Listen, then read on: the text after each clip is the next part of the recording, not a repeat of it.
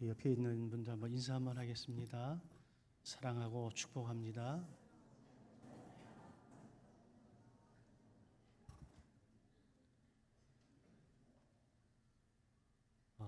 올해를 시작하면서 사사기와 룻기를 함께 오랫동안 보았습니다. 그리고 룻기를 끝내면서 사람이 사람을 살린다라고 하는 큰 주제를 가지고 10회에 걸쳐서 시리즈 설교를 준비를 했습니다. 첫 번째가 사람이 희망을 살린다, 이런 제목입니다. 제가 오랫동안 목회를 하면서 한 가지 깊이 깨달은 게 있어요. 사람은 환경 때문에 무너지기보다 사람 때문에 무너질 때가 참 많습니다. 근데 또 사람 때문에 살아나는 경우도 많습니다. 사람 때문에 쓰라린 상처를 많이 받습니다. 근데 또 사람 때문에 위로를 받아서 새로운 삶을 시작할 수도 있습니다. 결국은 문제도 사람이고 중요한 것도 사람이더라고요. 물론 동일한 인물은 아닐지 모르지만 나와 함께하는 주변에 있는 사람들 때문에 상처받고 또 위로도 받고, 반대로 생각해 보면 나도 누군가에게 상처를 주고 누군가에게 위로를 주기도 하지요. 어떤 사람은 평생 상처만 주고 어떤 사람은 평생 위로만 주고, 그런 법은 없더라고요. 이 이야기의 전제는 하나님께서 사람을 통해서 사람을 살리신다라고 하는 깊은 통찰을 가지고 이야기를 시작을 해보도록 하겠습니다. 우리가 사는 이 시대는 그 어느 시대보다도 풍요로운 세상을 살아가고 있음에 틀림이 없습니다. 인공지능이 눈부시게 발전하고 의학도 놀라울 만큼 진보를 했고 세상은 점점 더 편해져 가고 있습니다. 특별히 대한민국이라고 하는 이 나라는 굉장히 살기 좋은 나라가 되어졌어요. 저도 입버릇처럼 하는 이야기지만 우리나라가 정치만 잘하면 지구상에서 가장 좋은 나라일 수 있습니다. 유럽이 무더위 때문에 폭염 때문에 난리가 났고 사람이 1000명씩 죽어나가고 있어요. 근데 에어컨이 없대요. 공공기관의 에어컨 보급률이 17%, 가정은 20%가 안 됩니다. 파리의 영화관에 에어컨이 들어와서 사람들이 무더위를 피하려고 극장으로 몰려드는 바람에 아예 극장을 폐쇄를 했답니다. 우리는 집에 가도 에어컨, 차를 태도 에어컨, 하다못해 버스 정류장에도 에어컨, 교회 오면 추워. 환경 때문에 우리는 어려움 당하는 경우가 예전처럼 많지는 않습니다. 게다가 진주에서 한 25년 살아보니까 자연재해도 별로 없습니다. 그러면 결국은 사람 때문에 울고 사람 때문에 웃기도 하더라고요. 아니, 모든 것들이 잘 갖춰져 있고 살만한데 왜 사람들의 마음은 점점 메말라가고 있을까요? 외로움은 깊어져 가고 우울증은 증가되어지고 사람들은 점점 관계 맺는 걸 두려워합니다. 왜요? 이해하기보다는 판단하기 앞서고 누군가를 품어주기보다는 밀어내기 급급하고 대화를 하기보다는 아예 단절을 선택하는 경우가 많아졌기 때문에 그렇습니다. 그래서 우리 시대의 가장 큰 위기는 경제적인 위기가 아니라 실상은 관계의 위기라고 볼 수 있습니다. 이 관계의 위기는 결국에는 희망의 상실로 이어져 가게 되어져 있는 거지요. 빅터 프랭클이라고 하는 아주 유명한 의사가 있죠. 강제 수용소에서 살아난 생존자로서 그는 죽음의 수용소에서라고 하는 책을 썼어요. 그 책에 이렇게 쓰여져 있습니다. 끝까지 강제 수용소에서 살아남은 사람은 가장 강한 사람이 아니라 끝까지 희망을 잃지 않은 사람이었다라고 하는 겁니다. 여러분, 사람은 그런 걸 보면 음식으로만 살아가는 것은 아닌 것 같아요. 생명을 유지할 수는 있습니다만 그것만은 아닌 것 같습니다.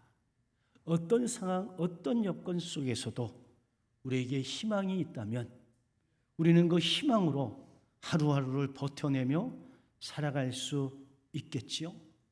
반면에 우리가 눈꽃만한 희망도 잃어버리면 건강도 몸도 무너져요. 반대로 희망을 품으면 절망 속에서도 다시 일어설 수 있습니다. 그래서 종교가 중요한 거잖아요. 특별히 기독교는 희망의 종교라고 이야기하지 않습니까? 저도 어린 시절을 살아가면서 좋을 때도 있겠지만 그렇지 않을 때도 있었는데 저는 예수 믿기 시작하고 하나님의 은혜를 경험하고 나면서 저는 저의 존재에 대한 존재감을 깨달아 알게 되어져서 그 이전과 그 이후의 삶이 너무나 달랐습니다. 힘들고 어려울 때도 하나님이 함께 하신다라고 하는 그 메시지, 그 희망, 이것을 붙잡고 여기까지 온 거지요.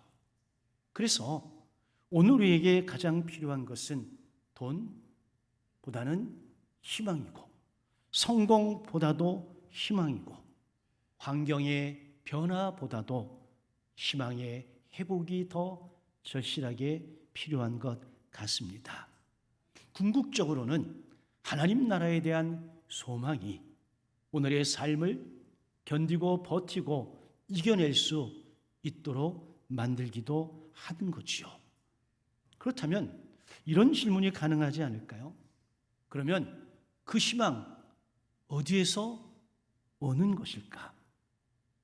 오늘 말씀을 통해서 그 부분을 좀 집중적으로 묵상을 해 보기를 원합니다. 먼저 사람은 공감을 받을 때에 희망을 발견할 수 있습니다. 당신의 말이라고 하는 책에 어떤 작가가 이렇게 썼어요. 죽고 싶다는 사람을 살리는 방법은 이해도 위로도 아닙니다.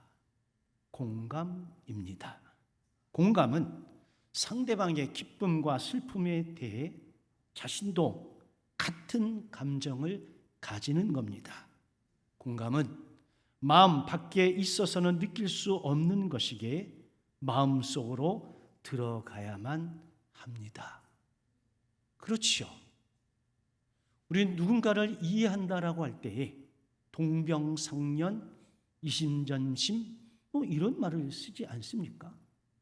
그와 동일하게 아파가 그와 동일하게 울 수 있고 그와 같은 마음으로 그 시절을 보낼 수 있는 이런 것들이 공감이라고 할 수 있는 거죠. 오늘 본문의 나병 환자 등장을 합니다. 이 나병 환자 문둥병자죠. 예수님께 나와 엎드려 간청을 합니다. 원하시면 저를 깨끗게 하실 수 있나이다. 여러분, 우리는 그냥 의미 없이 이 표현을 읽지만 우리가 공감이라고 하는 언어를 통해서 이 부분을 들여다보면 조금 달리 보이는 부분이 있습니다. 이 짧은 문장 속에 그의 인생이 담겨져 있는 거거든요. 여러분, 나병 환자로 오랫동안 사람들에게 외면당하면서 살아온 사람이었습니다. 이 당시 나병은 단순한 피부병이 아니었어요. 구약의 율법에 따르면 나병은 부정한 병이었기 때문에 나병 환자는 부정한 사람으로 치부를 해버렸습니다. 가족과 함께 살 수 없습니다. 마을에 함께 살 수 없습니다. 홀로 멀리 떨어져 외딴 곳에 방치되어지고 거기에 감금되어져서 홀로 일생을 살아가야 되는 사람입니다. 하나님 앞에 나가 예배드리고 싶어도 성전에 갈 수가 없습니다. 만약에 무슨 일이 있어도 마을로 내려간다 하면 사람들이 내게로 가까이 올 때 소리쳐야 됩니다. 나는 부정한 사람이다. 나는 부정한 사람이다. 내게 가까이 오지 마라. 그러니까 육체의 병도 너무 힘들고 어렵지요. 가렵잖아요. 긁어야 되잖아요. 피투성이가 되잖아요. 그런데 그런 것보다 더 큰 건 그 사람의 마음의 병이라고 하는 겁니다. 그 마음의 병이 뭡니까? 관계가 단절되어졌다라고 하는 겁니다. 비록 병은 몸에 있었습니다. 그러나 정말 상처는 마음에 남아 있었습니다. 사람들은 그의 외부적인 병을 보았습니다. 기술을 멀리했어요. 그런데 이 순간 예수님은 먼저 그 문둥병자의 마음을 읽어 주셨습니다. 본문에 뭐라고 되어져 있습니까? 예수께서 불쌍히 여기사. 여기 불쌍히 여기다라고 하는 말은 헬라어의 스플랑크 니조마이라고 하는 단어인데 이 단어와 동일한 것이 빌립보서 1장 8절에 사용이 되어졌어요. 바울은 빌립보 교회 성도들을 예수 그리스도의 심장으로 사모한다라고 하는 고백을 한 적이 있습니다. 이때 심장이라고 하는 이 단어가 똑같은 단어예요. 단순히 동정하다 이런 의미를 뛰어넘어서 창자가 뒤틀릴 만큼 상대방의 아픔을 나의 아픔으로 느끼는 깊은 공감, 이것을 의미했습니다. 그래서 복음주의 신학자 윌리엄 레이는 이 단어를 이렇게 설명했습니다. 예수님의 긍휼은 단순한 감정이 아니라 행동으로 이어지는 하나님의 사랑이라고 이야기를 했어요. 워렌 위어스비는 이렇게 말합니다. 예수님은 사람들의 필요를 보신 것이 아니라 그들의 고통을 함께 느끼셨다라고 이야기를 하고 있어요. 예수님의 공감은 그저 외형적인 것을 보고 감상적으로 눈물을 흘린 이런 것이 아니라 그 나병 환자가 가지고 있는 그 고통 속으로 들어가 함께 아파하시는 마음을 가지신 거예요. 그랬기에 예수님은 이 나병 환자를 볼 때에 불쌍히 여겼다. 애통하는 마음으로, 찢어지는 심정으로 그 나병 환자를 쳐다보았다라고 하는 거죠. 우리 같으면 오늘날 수많은 사람들은 처방을 해주죠. 해결책을 알려줍니다. 이렇게 하면 돼. 이러면 좋아. 여러분, 그거 몰라서 여러분이 안 가르쳐줘도 요즘 제미나이하고 챗GPT에 물어보면 다 가르쳐줍니다. 네? 우리는 내가 알고 있는 짧은 상식을 전부인 줄 알고 막 쏟아내잖아. 그분은 그거 듣고 싶은 게 아니에요. 내가 아파하는 것, 내가 힘들어하는 것, 그 마음을 조금이나마 공감해 주기를 원했던 거예요. 병원 가면 되지. 상담받으면 되지. 돈이 없으면 누굴 만났다나 AI에다 물어봐도 요즘은 찰떡같이 답을 주거든요. 근데 AI가 내 아픔을 공감해 주나요? 챗GPT가 내 슬픈 마음을 조금이나마 함께 나누어 주나요? 그러지 않잖아요. 요즘 현대인들은 누군가의 가르침이나 충고나 조언을 듣고 싶은 게 아니에요. 먼저 이해받기를 원하는 겁니다. 수많은 조언보다 그저 고개를 끄덕이면서 공감해 주기를 원합니다. 여러분, 비판하는 거 굉장히 쉽습니다. 책망하는 건 더 쉽습니다.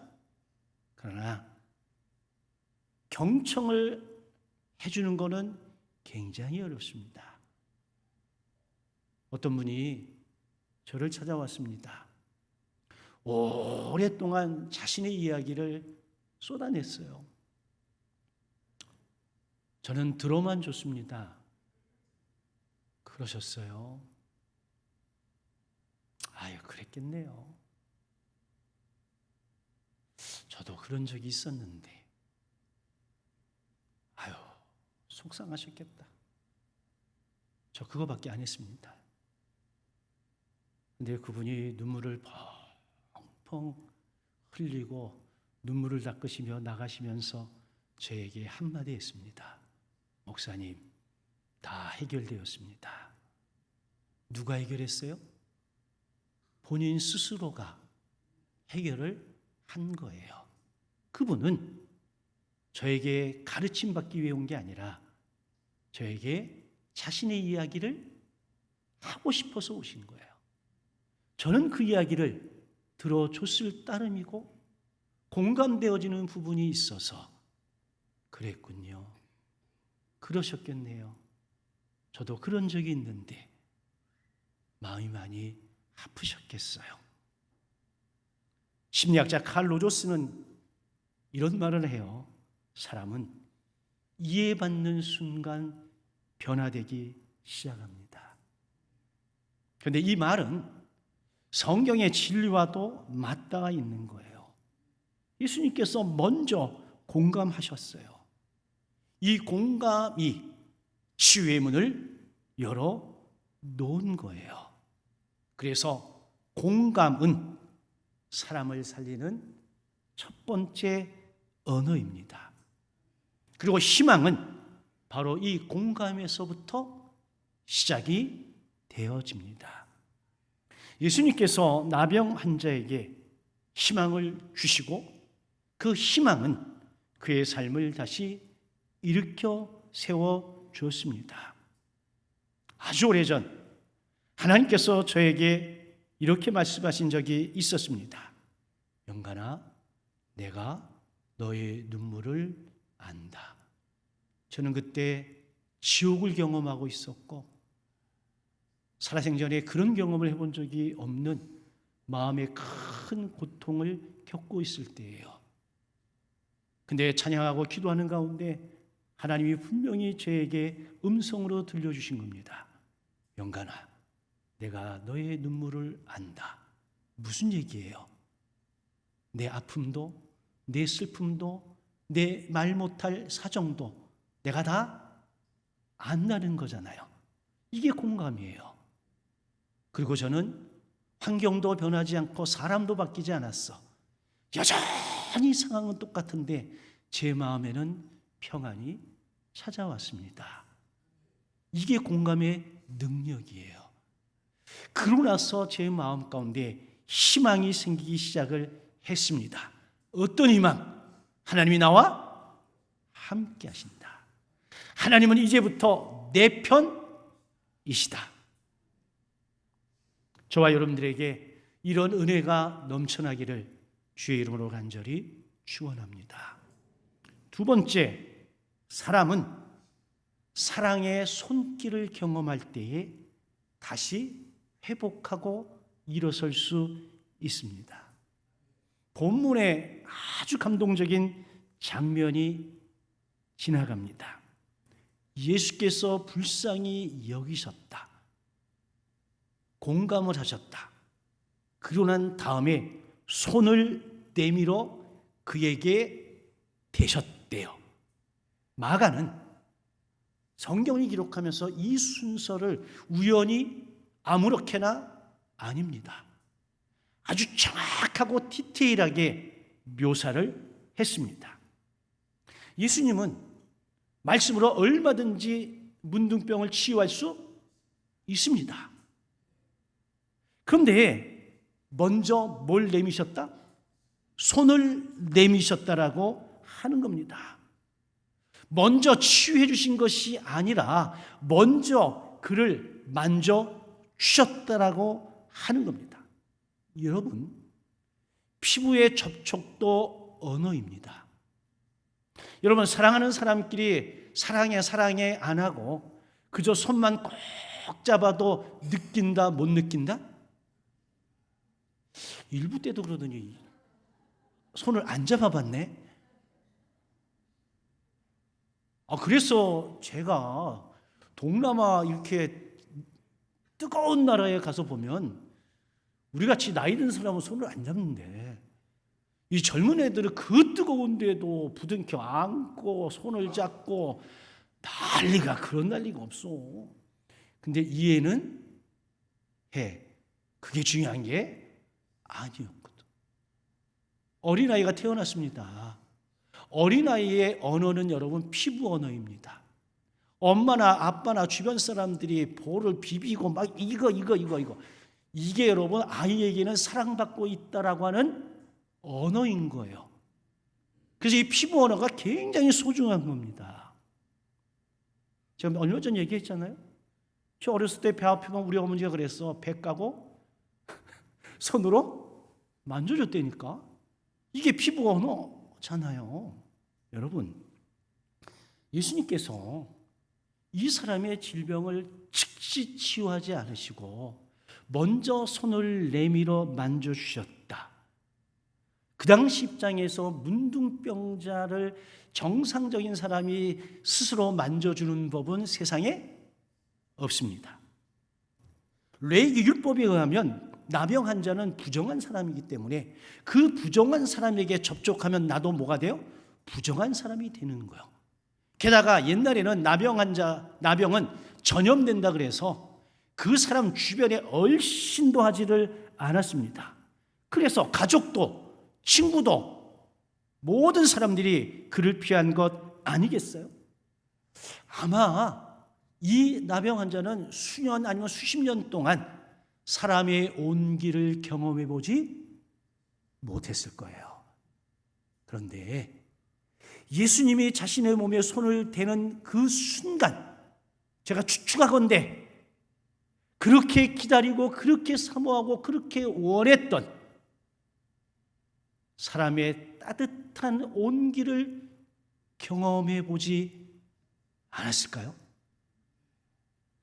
저는 이 설교를 준비하면서 그 장면을 상상해 봤는데 저 같았다면 아마 그 순간 펑펑 울었을 것 같아요.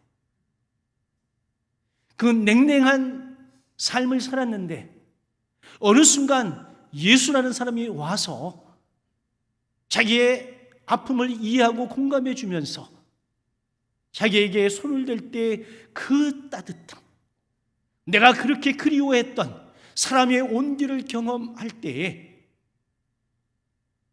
이 나병 환자는 아마 이제 죽어도 여한이 없다라고 생각하지 않았을까요? 여러분, 병보다 더 견디기 어려운 것은 아무도 나와 함께 하지 않는다. 아무도 내 손을 잡아주지 않는다. 아무도 내 머리를 쓰다듬어 주지 않는다. 무슨 얘기예요? 나를 사람으로 여기지 않는다라고 하는 너무나 큰 아픔이 있었던 거예요. 근데 예수님이 다가오셨어요. 그리고 손을 내밀어 대셨습니다. 주석가 바클레이는 이 부분을 이렇게 설명했어요. 예수님은 치유의 능력보다 사랑의 접촉을 먼저 베푸셨습니다. 정말 그렇습니다. 예수님은 말씀으로 얼마든지 하실 수 있는 일을 뒤로 미루고 먼저 손을 내밀어 주셨습니다. 그러면 의도가 있을 거 아니겠어요? 왜 예수께서 그렇게 하셨을까? 예수님은 그 나병 환자의 나병만 고치시려 하신 것이 아니라 그의 잃어버린 인간다움을 회복시키려 했다라고 하는 겁니다. 우린 이걸 전인적 치유, 전인적 회복이라고 표현할 수 있습니다. 예수님은 우리의 생각보다 정말 앞서가신 분이에요. 우리 같으면 피부병만 어떻게 고치면 되는데 예수님은 그의 전인격을 회복시키고자 하는 긍휼의 마음을 갖고 계신 거예요. 이 예수님께서 자신에게 손을 대실 때에 이 나병 환자는 이런 메시지를 받지 않았을까요? 나는 네가 무섭지 않아. 나는 너를 피하지 않아. 나는 너를 사랑해. 나에게 너는 누구하고 다 똑같아. 이런 메시지를 받았으리라 생각해요. 그러면 그에게 이 행위는 복음입니다. 복음은 죄인을 멀리하는 것이 아니라 오히려 죄인에게 다가가는 것이 복음입니다. 복음은 상처 입은 사람을 정죄하는 것이 아니라 상처 입은 사람을 품어주는 겁니다. 우리는 복음을 외치면서 우리는 수시로 너무 자주 반복해서 사람들의 마음을 회집고 파고 아프게 합니다. 근데 문제는 본인은 몰라.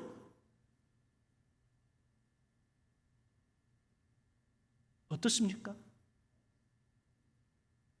저도 수많은 사람들의 말에 상처를 받는 사람이에요. 아마 제 가슴을 열어제치면 수많은 사람들이 쏟아난 말하살이 다 여기 꽂혀 있을 거예요. 그런데도 이렇게 웃으며 살 수 있는 이유는 하나님이, 예수께서 나를 치유하시고 만져주시고 함께 하심을 내가 믿는 믿음이 있기 때문에 그렇습니다. 순간 예수님이 손을 내미시자, 그의 피부에 손을 대시자 놀라운 일이 일어났습니다. 율법은 정상적인 사람이 부정한 자의 손을 대면 부정을 입는다라고 이야기했는데 거룩하신 예수께서 부정한 사람에게 손을 대니 부정이 떠났습니다. 이게 예수님의 능력입니다.